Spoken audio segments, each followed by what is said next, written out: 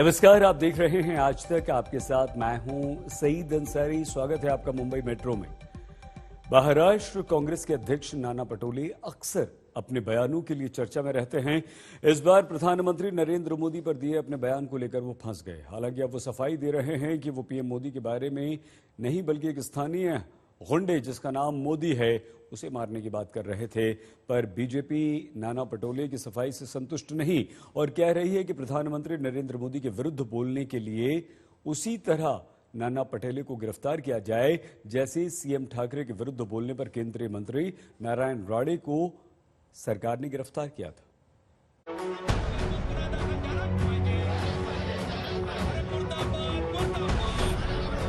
महाराष्ट्र में कई जगहों पर बीजेपी कार्यकर्ताओं ने महाराष्ट्र कांग्रेस अध्यक्ष नाना पटोले के बयान के खिलाफ प्रदर्शन किया।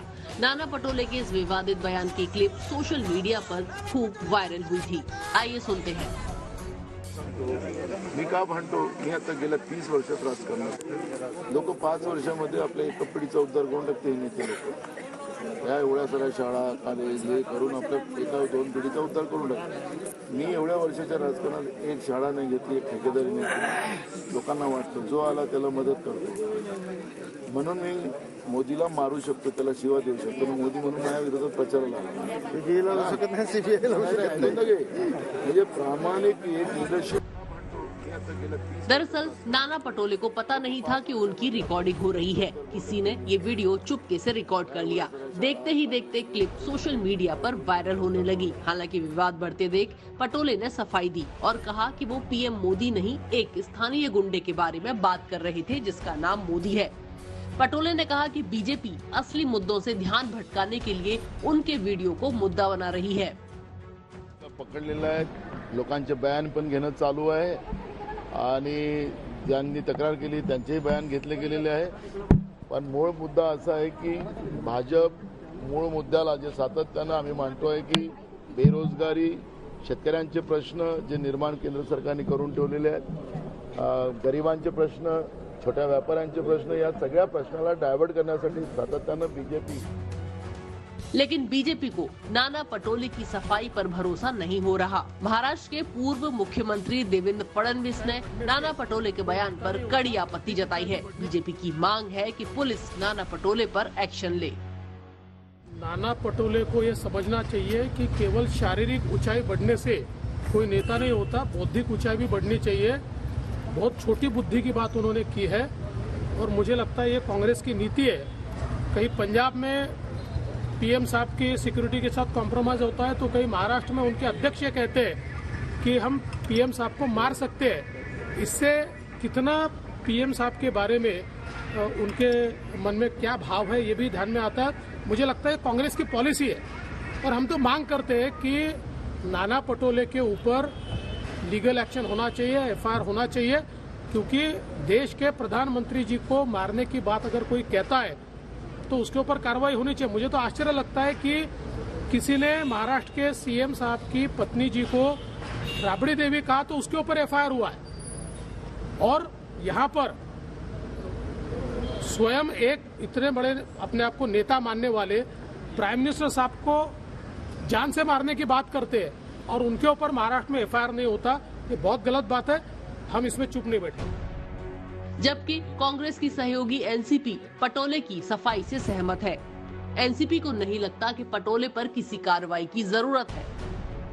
नाना पटोले जी के वीडियो के बाद स्वयं नाना पटोले जी ने कहा है किसी स्थानीय जो व्यक्ति है उसको लेके उन्होंने वो बात कही है। उन्होंने स्वयं खुलासा किया है। हमें लगता है खुलासे के बाद उस पर टिप्पणी करना उचित नहीं। गिरफ्तारी की मांग हो रही है, गडकरी से लेकर फडणवीस सभी गिरफ्तारी की मांग कर रहे हैं, जिस तरह से नारायण राणे को। उनका अधिकार है, जो मांग करना है करें, लेकिन उन्होंने खुलासा कर दिया कि प्रधानमंत्री के प्रति नहीं। उन्होंने कहा है कोई वहाँ पे स्थानीय व्यक्ति है जिसको लेके उन्होंने कहा, और वो जब खुलासा करते हैं तो उस पर विश्वास करना चाहिए। महाराष्ट्र के विदर्भ से आने वाले नाना पटोले कांग्रेस पार्टी के एक आक्रामक नेता हैं। एमवीए सरकार में वो स्पीकर चुने गए थे, पर फरवरी 2021 में इस्तीफा दिलवाकर पार्टी ने उन्हें महाराष्ट्र कांग्रेस की कमान दे दी। पटोले काफी सक्रिय रहते हैं और उनकी कोशिश है कि राज्य में चौथे नंबर पर चली गई कांग्रेस को फिर से उसका पुराना गौरव वापस मिले। मुंबई से साहिल जोशी और कमलेश सुतार के साथ आज तक ब्यूरो। गोवा की 40 सीटों पर 14 फरवरी को चुनाव होने हैं। बीजेपी की तैयारियां कैसी हैं, कितना विश्वास है पार्टी को सत्ता में लौटने का? गोवा के सीएम और बीजेपी नेता प्रमोद सावंत से बात की हमारी संवाददाता मुस्तफा ने। सर, आपसे जानना चाहेंगे क्या की अचीवमेंट्स इन 3 सालों में बीजेपी लोगों तक लेके जाएगी? 2012 से हम एक्चुअली भारतीय जनता पार्टी की सरकार गोवा में है, 10 साल हम पूरे कर रहे हैं और विद द हेल्प ऑफ 2014 से लेके आज तक डबल इंजन की सरकार ने जो काम यहाँ पे किया है, इंफ्रास्ट्रक्चर डेवलपमेंट हो चाहे वो ह्यूमन डेवलपमेंट हो, और कोविड कार्यकाल में आत्मनिर्भर भारत की योजना हमने स्वयंपूर्ण गोवा में उसका परिवर्तन करके गोवा के हर अंत्योदय तत्व तक पहुंचाई। उसी का काम जो रिपोर्ट कार्ड हमने सबमिट किया है, वही रिपोर्ट कार्ड हम लोगों तक लेके जा रहे हैं। बिल्कुल। मनोहर पर्रिकर जी के बाद ये पहला चुनाव होगा जो आप कह सकते हैं कि गोवा बीजेपी लड़ रही होगी, तो किस तरह से इस चीज को आप देखते हैं? क्या थोड़ा चैलेंज इस तरह से आप देखते हैं? एक्चुअली ये पहला चुनाव नहीं है, उसके बाद में हमने लोकसभा का चुनाव लड़ा है, बाईपोल्स लड़े हैं और जिला पंचायत इलेक्शन भी लड़े हैं। नो डाउट मनोहर पर्रिकर अपने बिग लीडर थे और उन्हीं के आशीर्वाद से हम जिला पंचायत जीते हैं, बाईपोल जीते हैं और इस बार का चुनाव भी उन्हीं के आशीर्वाद से जो उनके साथ में जो सभी लीडर्स थे, उनके साथ में जो टीम थी, अभी अच्छी तरह से यानी टीम वर्क बोल के काम कर रहे हैं। सरकार और संगठन का काम यानी ग्राउंड लेवल पे बहुत ही अच्छा है और इस बार पूरे मेजोरिटी के साथ हम जीत रहे हैं। बिल्कुल। गोवा में न्यू पार्टी भी एंटर हुई है, टीएमसी। आप भी काफी एग्रेसिव कैंपेनिंग कर रही है। क्या उस चीज का असर आप किसी तरह से बीजेपी वोट्स पर देखते हैं कि वोट डिवीजन हो सकता है इस लेकर? बीजेपी वोट पे इसका कुछ भी असर नहीं दिखेगा, यानी अब बीजेपी वोट इंटैक्ट है और फिर से मुझे लगता है कि इसी तरह से यानी कंसोलिडेट होके हम भारतीय जनता पार्टी यहाँ मेजोरिटी के साथ जीतने वाली है। बिल्कुल। और टिकट्स अभी कुछ ही 1 दिन में 2 दिन में अनाउंस होने वाली है बीजेपी की तरफ से। एलिजिबिलिटी इस वक्त आप इन जनरल क्या देख सकते हैं कि विनेबिलिटी या फिर clean governance, corruption free press, criminal free face, किस तरह से बीजेपी की स्ट्रेटेजी रहेगी कैंडिडेट डिस्ट्रीब्यूशन के time? Good governance, clean governance तो हमेशा लिया बीजेपी के लिए पहला मुद्दा रहा है और इसी को लेके हमने कैंडिडेट चुनेंगे, हमारी केंद्रीय पार्टी कैंडिडेट चुनेंगे। लेकिन डेफिनेटली मैंने जिन लोगों ने काम अच्छा किया है, winnability also one of the criteria, but the good governance, the clean governance, ये भी क्राइटेरिया रहेगा और इसी के आधार पे हम अच्छे कैंडिडेट लोगों को दे। स्वागत एक बार फिर से आपका मुंबई मेट्रो में। मुंबई में आज कल के मुकाबले कोरोना के मामलों में बढ़ोतरी हुई है, पर पिछले कुछ दिनों में कोरोना का ग्राफ बहुत तेजी से मुंबई में घटा है।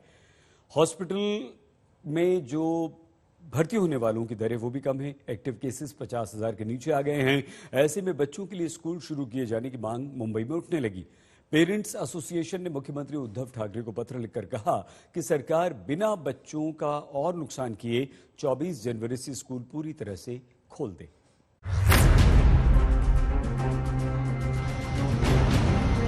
मुंबई में पहली से 9वीं क्लास और 11वीं क्लास की पढ़ाई ऑनलाइन हो रही है। ओमिक्रॉन के बढ़ते खतरे को देखते हुए बीएमसी ने ऑनलाइन पढ़ाई का फैसला लिया था।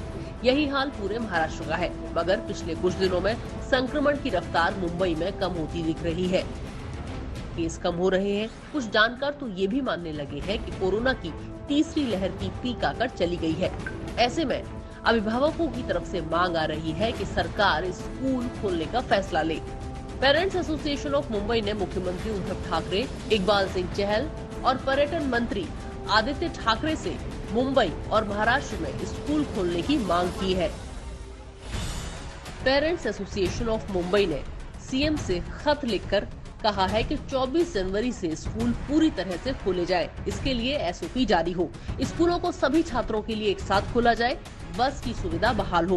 कोरोना महामारी से बच्चों को सबसे ज्यादा नुकसान हुआ है। स्कूलों को 700 दिनों के लिए बंद किया जा चुका है और अब भी स्कूल खोलने की तारीख तय नहीं है। दूसरे देशों की तरह भारत में भी शिक्षा एक आवश्यक सेवा होनी चाहिए।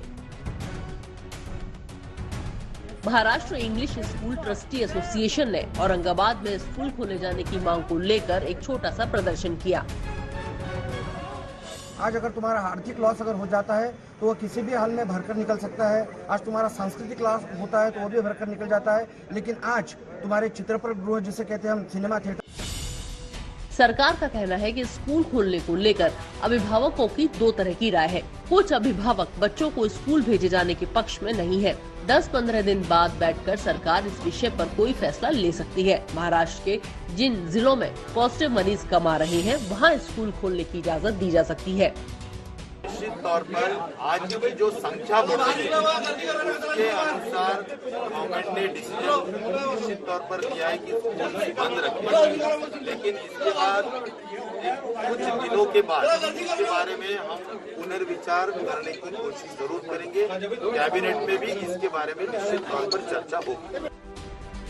मंगलवार को मुंबई में कोरोना के 6,149 केस आए और 7 लोगों की मौत हुई। मुंबई का रिकवरी रेट 94% है। हालांकि मुंबई में सोमवार के मुकाबले मंगलवार को केस बढ़कर आए, पर पिछले कई दिनों से मुंबई में केस गिर रहे हैं। शुक्रवार को मुंबई में 11,317 केस आए थे। शनिवार को ये आंकड़ा घटकर 10,661 हो गया। रविवार को मामले और घटे और 7,895 हो गए, जबकि सोमवार को 5,956 केस आए। मंगलवार को इसमें मामूली इजाफा हुआ और कोरोना के 6,149 केस आए। मुंबई में एक्टिव केस भी घटकर 44,000 के करीब हो गए हैं, जबकि महाराष्ट्र में 24 घंटे में कोरोना के 39,207 केस आए हैं और आज ओमिक्रॉन का कोई नया केस दर्ज नहीं हुआ है। विद्या, मुंबई आज तक। मुंबई मेट्रो में आज के लिए बस इतना ही। आप प्लीज अपना बहुत ख्याल रखिएगा।